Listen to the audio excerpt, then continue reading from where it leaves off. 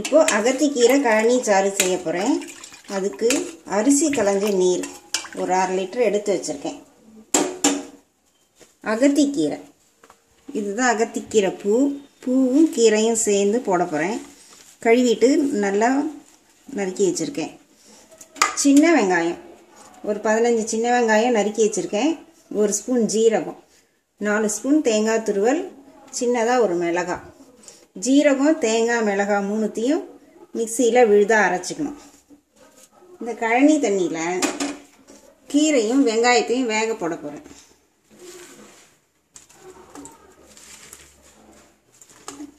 இது நல்லா வேகணும்.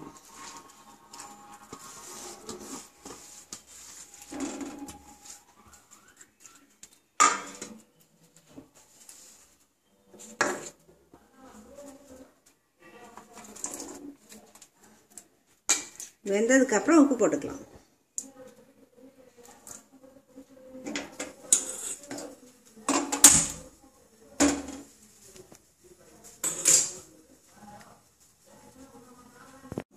தேங்காய் ஜீரகம் ஒரு மிளகாய் போட்டிருக்கேன். இதை இப்போ நைஸாக அரைச்சிக்க போகிறேன்.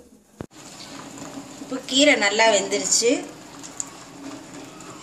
உப்பு போடுறேன்.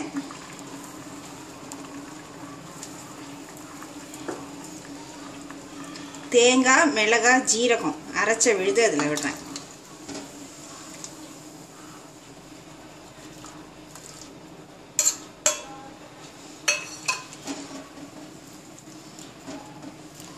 ஒரு 2-3 நிமிஷம் கொதிச்சா போதும்.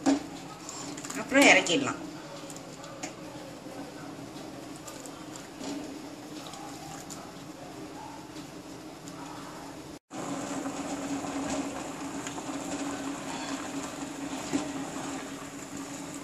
நல்லா கொதிச்சிருச்சு.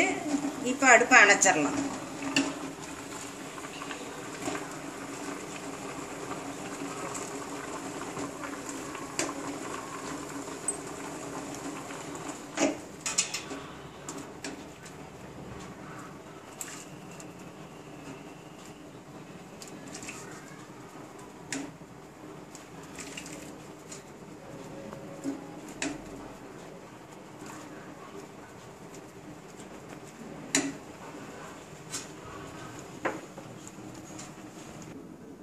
அகத்திக்கீரை கழனி சாறு ரெடி.